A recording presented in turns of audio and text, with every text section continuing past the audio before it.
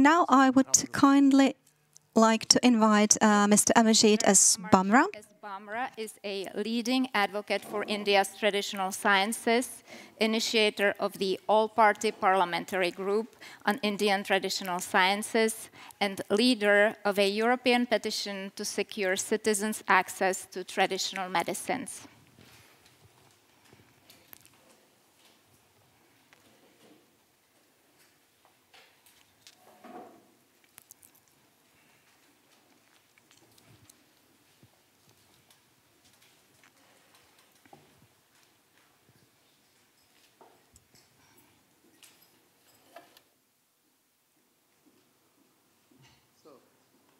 Namaste, everybody.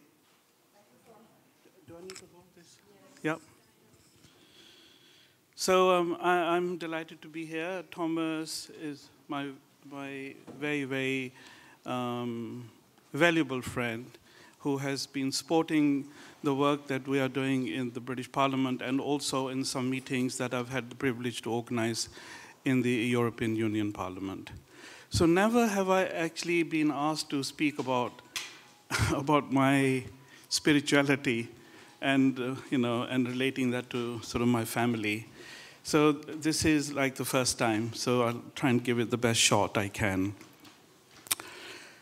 So you see, spirituality is an essential part of Dharma. Yeah. So if you don't know some of the words that I use, please ask me or question me. Because you need to understand, a lot of the stuff, why I do what I'm doing. Yeah? So you need to know more or less everything that I'm trying to say to you. So spirituality is part of Dharma. Dharma is not a word that we use anywhere in the West. We don't have any equivalent word for Dharma.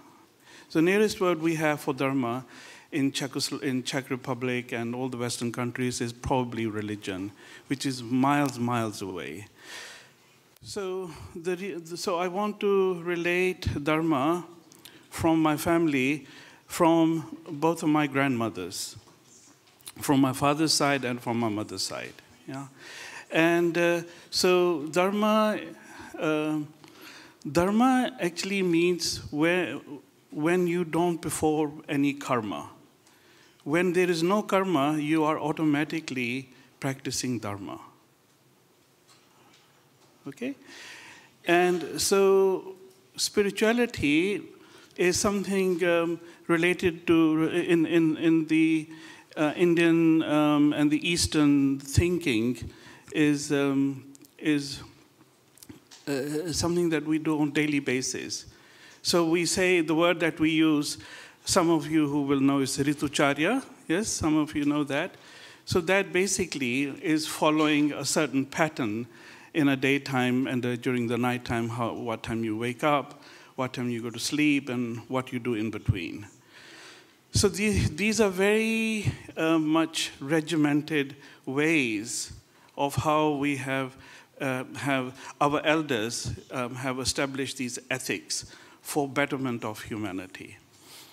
So my grandmother, especially from my mother's side, was a very dharmic lady. She was a very spiritual woman, and she actually forecast my birth 1 year before I was actually born. Yeah. So she said to my mom that that you will receive a child in 1 year's time, and she actually gave my name 1 year before I was born. And so those people perhaps don't have that sort of commitment, to Dharma as what we experienced before in India. And so I grew up. I was born in Kenya, in East Africa, and so I grew up there. And best part of my first 3 years, I spent with my grandparents because my mother and father went out to Uganda to do his work, and they couldn't take a little baby like me into the jungle in Uganda. So because my father was there in construction business and stuff.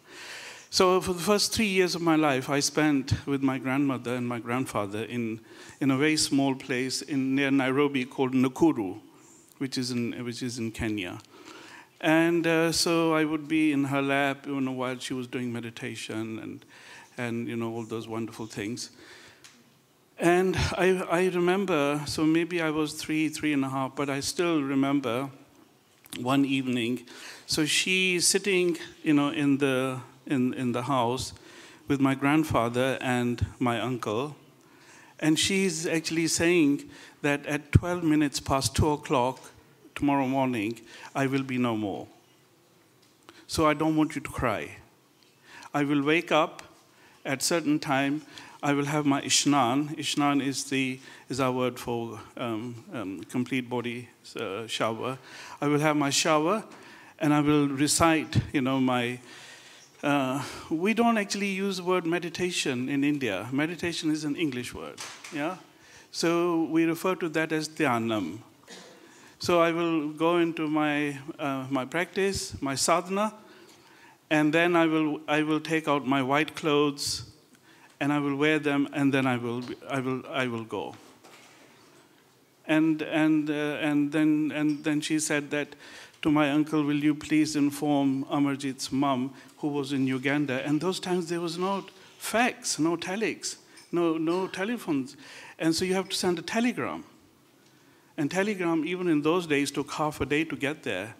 So anyway, so my mom came from Uganda, and so it all sort of carried on. So I am trying my best to adhere to those principles, which are which are fundamental to the family, and so healing is a very important part of Dharma, yeah. And when you look at Ayurvedic programs and yogic programs, and Jyotish, which is India's astronomy and astrology, and Vastu, which is environmental engineering. So the snippets of all these programs are still used by many Indian people, and so healing automatically is in the system. And I mean, in those days when most of the Indian people went out to East Africa, Kenya, there were no pharmacies. There was nothing there. I mean, Western medicine, there was nothing like that. So people had to rely on traditional systems, and people relied on African traditional medicine. And then obviously Indian people went there and they took Ayurveda with them and other programs. So this is all comes to like an integrative thinking. So dhyanam, what we would normally in this day and age call meditation, and our food, and how we process, how we have food as much as possible not processed, yeah, and human health and wellness. So all these are aspects, of my upbringing, and so that sort of led me to do some serious work in not just keep this in the family, so to speak, and run it as a business, and bring up the family. But I think I sort of stepped outside the box a little bit and went straight into the world of politics. As you know, some of you have seen me, in this world. And so the idea really now, the only thing that drives me in my life, that I work exclusively for Indian traditional sciences, and the idea being is for the legitimization of these sciences. If we don't do this in now, then I think things might get a little bit harder for the future generations. We still have enough power. We still have enough knowledge. There are very beautiful personalities here who are sitting here with us, who are, beautiful as they are divine in their understanding and disseminating Ayurveda and yogic knowledge. So we have a very important responsibility, all of us in this room. is to not look at medicine, from the Western perspective, and not look at medicine from the Eastern perspective, but we need to start looking at the whole thing as a more integrative healthcare. Yeah, so why we should say, you're only selling paracetamol, you're only selling painkillers. Yeah, I mean, they work for people who they need to work for, and sometimes we all need them. So I think we've come to a situation where we really need to work with all the traditions, whether they are, from Nepal, or from India, or from Southeast Asia, from Africa, and we need to pull all these traditions and use what is best, If we can have choice of freedom, I'm here in Czech Republic, I wear the actual name for this is not turban, that's what you would say in English. So the actual name for this is distar, yeah? So I don't have problems in walking in the streets here in Prague. Nobody says nothing to me. I've lived like this all my life in London. I've lived for 50 years, over 50 years in London. I've had no problem. And I think, people wear what they want to wear, they eat what they want to eat. I think time has now come when I think we need to start looking at that, when it comes to health and healthcare, is to look at choice, freedom of choice. So we need to have, if Ayurveda agrees with me, fine. If homeopathic remedies agree with me, fine. If Western herbal medicine agrees with me, fine. If allopathic medicine agrees with me, fine. We need to give everybody that choice of freedom. And so we are there now. We are having very serious meetings with the British establishment, with the British government. Some of you were with me last year we had a massive 2-day program for the first time where there were only Western consultants and doctors and GPs in a meeting for integrative healthcare. And so our National Health Service in England, which is a service which supplies service at point of delivery free. So everything is free in the United Kingdom when it comes to health and healthcare. But now that very service is now saying that we can't find solutions. We need help. We need to work with you. And that is why, they are seeing that, we have been working, relentlessly. Some of my colleagues are here today, from Germany and from United Kingdom and Austria. And you know how hard we are all working, just really basically to bring about integrative medicine system. And none of us who are, well, I think mostly none of us, we are working for this as a passion, and we're not paid to do this. Yeah, so we're volunteering our services free. And so I think the future, I think, is looking good. People are getting more and more interested in a more pluralistic way of thinking for health and healthcare.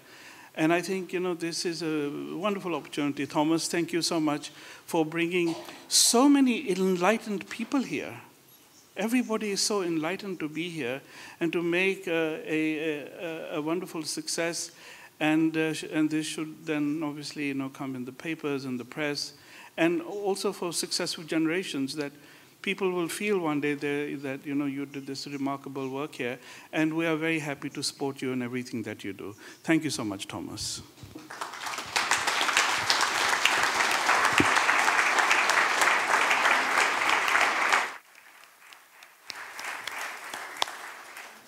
Thank you, Amarjeet.